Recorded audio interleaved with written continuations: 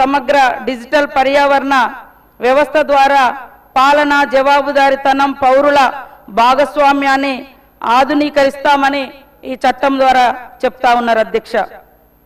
2025 VBG Ramji చట్టం యొక్క ముఖ్య లక్షణాలు: రాష్ట్రాల ప్రకటన, నియమాల ప్రకటన తేదీ నుండి 6 నెలల వ్యవధిలో రాష్ట్రాలు ఈ పథకాన్ని ప్రకటన చేయాలని మరి కేంద్రం ఆదేశించడం జరిగింది అధ్యక్ష.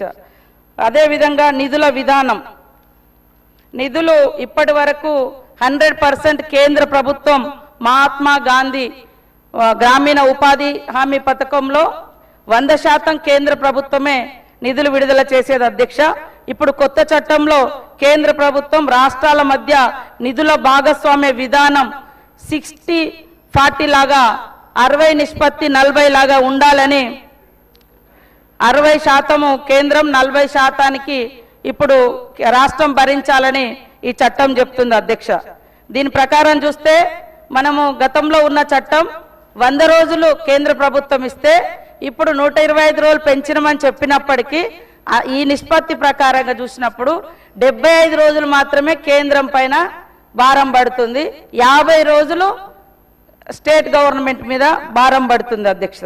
పథకం అమలు కోసం సిబ్బంది పరిపాలన సంస్థాగత వ్యవస్థ మద్దతు కోసం మొత్తం పనుల వ్యయంలో పరిపాలక భాగాన్ని 6% నుండి 9% పెంచినట్టుగా కేంద్ర ప్రభుత్వం ఆ చట్టంలో చూపించడం జరిగింది అధ్యక్ష. 6% గతంలో MGNREGS లో 6% 100% కేంద్ర ప్రభుత్వం భరించింది అధ్యక్ష.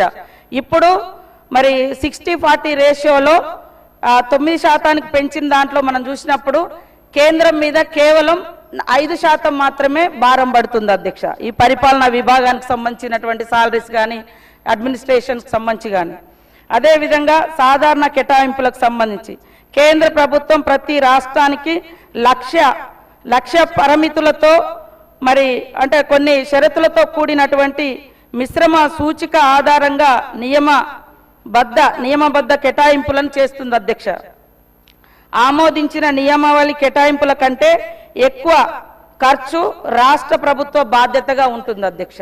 ఇప్పుడు వచ్చినటువంటి నూతన చట్టంలో కేంద్ర ప్రభుత్వం నిర్ణయించిన విధంగా ప్రకృతి వైపరీత్యాలు లేదా అసాధారణ పరిస్థితులలో అనుమతించదగిన ప్రత్యేక సడలింపులు, సకాలంలో ప్రతిస్పందన మరియు ఉపశమనం, తాత్కాలిక మార్పులను అనుమతించడం అవుతుంది అధ్యక్ష.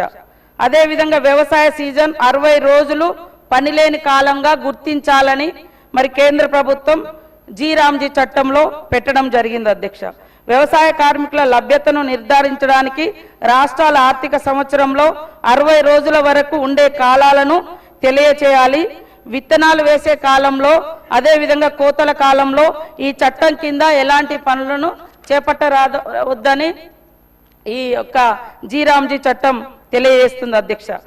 పనుల ప్రణాళికకు సంబంధించి వికసిత గ్రామ పంచాయతీ ప్రణాళికల ద్వారా చేపట్టవలసిన సమీకృత పనులతో పాటు రామ్జీ కింద పనులన్నింటినీ PM గతిశక్తి, GIS ఆధారిత పరికరాలు, ఇతర డిజిటల్ ప్రభుత్వ మౌలిక సదుపాయాలను ఉపయోగించుకొని గ్రామ పంచాయతీల అవసరాలను తీర్చడానికి ఒక భాగస్వామ్య సాక్ష్యాల ఆధారిత ప్రక్రియను రూపొందించడమైంది అధ్యక్ష.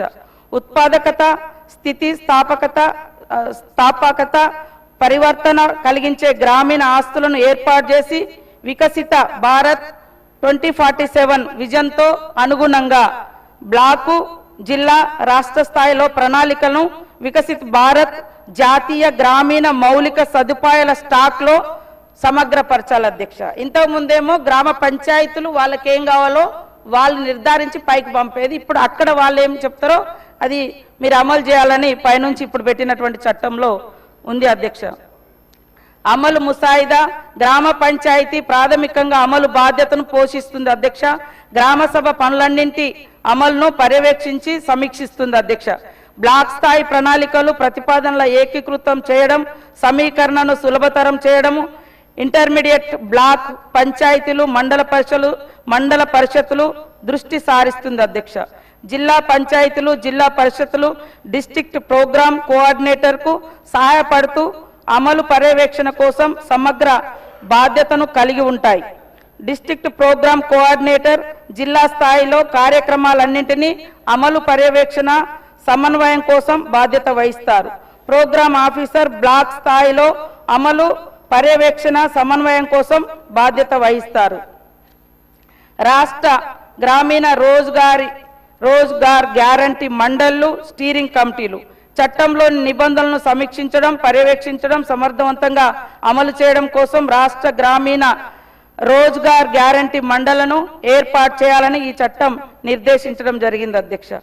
నిబద్ధత నియమబద్ధ కేటాయింపులు, సమీకరణలు అట్టి ఇతర విషయాలకు సంబంధించిన అంశాలపై సిఫార్సు చేయడానికి రాష్ట్ర స్థాయి స్టీరింగ్ కమిటీలను ఏర్పాటు చేయాలని నిర్దేశించడం జరిగింది అధ్యక్షత.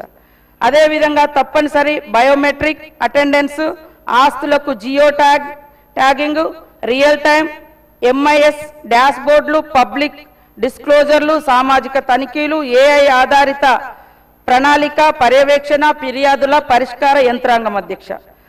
అదేవిధంగా జీరామ్జీలో ఉన్నటువంటి కొన్ని ప్రతికూల అంశాలు చూసినప్పుడు మరి ఎంజీఎన్ఆర్ఈజీఎస్ కింద గ్రామ సభల ఆమోదాలు, ఉపాధి కోసం మరి కూలీలు డిమాండ్ ప్రాతిపదికన కార్మిక బడ్జెట్ను రూపొందించడం అయ్యేది అధ్యక్ష. గతంలో చూసినప్పుడు టోటల్ బడ్జెట్లో కేంద్రం 4% ఎన్ఆర్ఈజీఎస్ కింద ఉండేది అధ్యక్ష. ఇప్పుడు కేవలం 1.37% మాత్రమే ఇప్పుడున్నటువంటి బడ్జెట్లో ఉంది అధ్యక్ష. డిమాండ్కు బదులుగా ఉద్దేశిత ప్రమాణాల ప్రాతిపదికన డిమాండ్ ఆధారిత లీగల్ ఫ్రేమ్వర్క్ నుండి కేంద్ర ప్రభుత్వం ద్వారా సాధారణ బడ్జెట్ కేటాయింపులకి మరి విబిజీరామ్జీ అమలును మార్చుతుంది అధ్యక్ష. సాధారణ కేటాయింపుల మేరకు వేతన ఉపాధికి రాష్ట్రం పరిమితం చేయాల్సిన అవసరం ఉంది.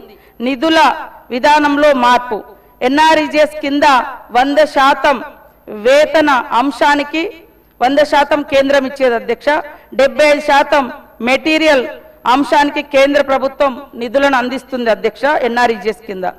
అదేవిధంగా నిధుల విధానాన్ని జీరామ్జీ చట్టంలో 60-40గా మార్చిన ఫలితంగా కింది రాష్ట్ర ప్రభుత్వంపై అదనపు భారాన్ని, ఉదాహరణకు గతేడాదికి సంబంధించి చూస్తే ఎన్ఆర్ఈజీఎస్ కింద రాష్ట్రం వాటా కేవలం 532.13గా మన మీద భారం ఉండే అధ్యక్ష. ఇప్పుడు మరి అదే జీరామ్జీ చట్టం కింద రాష్ట్రం వాటా మరి 2320 కోట్ల ఉంటుంది అధ్యక్ష. అంటే దాదాపుగా 1800 కోట్లు. అంతకుముందు మన మీద భారం 532.13 కోట్ల భారం ఉంటే ఇప్పుడు దాదాపుగా 1800 కోట్ల భారం పడతా ఉంది అధ్యక్ష. ఏదైతే 60-40 రేషియో డివైడ్ చేయడంతో అదనపు భారం రాష్ట్రాల మీద పడడం జరుగుతుంది అధ్యక్ష. సగటున 32.5 లక్షల క్రియాశీలక ఇండ్లలో 1 లక్ష ఇండ్లు ఫ్యామిలీస్ కు వార్షికంగా 100 రోజుల పని 100 రోజులు దొరుకుతుంది అధ్యక్ష. అదనంగా 25 రోజుల సదరు 1 లక్ష ఇండ్లకు మాత్రమే లబ్ధి చేకూరుస్తా ఉన్నాయి అధ్యక్ష. 32.5 లక్షల క్రియాశీలక ఇండ్లలో 1 లక్ష ఫ్యామిలీస్ కు మాత్రమే ఇది లబ్ధి జరుగుతూ ఉంది అధ్యక్ష. పని ఎక్కువగా ఉన్న వ్యవసాయ కాలంలో ప్రత్యామ్నాయ నైపుణ్యం లేని వేతన ఉపాధి కొరత కారణంగా భూమి లేని కార్మికులకు మరి కూలీ రేట్ల గురించి ఎక్కువ తక్కువ అడిగే శక్తి కూడా ఈ 60 రోజుల పని దినాలు లేకపోవడంతో బేరం ఆడే శక్తిని కూడా కోల్పోతున్నారు అధ్యక్ష. అంతేకాకుండా కేంద్ర ప్రభుత్వం సాధారణ కేటాయింపు కారణంగా వేతన ఉపాధి లభ్యంగా లేని కారణంగా పట్టణ ప్రాంతాలకు మరి నిస్సాయ స్థితిలో వలసలు వెళ్ళేటువంటి పరిస్థితి వస్తూ ఉంది అధ్యక్ష. ఎన్ఆర్ఈజీఎస్ కింద గ్రామీణ ఇండ్లకు ప్రయోజనం కల్పించే వేతన సమగ్ర పనుల నుండి జీరామ్జీ కింద వేతన సమగ్ర పనుల సంఖ్యను తగ్గించడం ద్వారా ఆధారిత పనులను కల్పించే దిశగా దృష్టిని మరల్చడమైంది అధ్యక్ష. సాంకేతికతపై ఆధారపడడం పెరిగినందున పథకాన్ని పొందడంలో వేతనం కోరే వారిని మినహాయించడానికి దారి తీస్తుంది అధ్యక్ష. ఇది ఈరోజు మరి ఎంతో గంభీరమైనటువంటి సమస్య. కోట్లాది మంది దేశవ్యాప్తంగా మరి ఇలాంటి మార్పులను వాళ్ళ యొక్క జీవితాలను ప్రభావితం చేస్తుంది. కాబట్టి పేరు మార్పుతో సహా మరి రాష్ట్రాల మీద మొత్తం భారాన్ని వేసినటువంటి పరిస్థితి.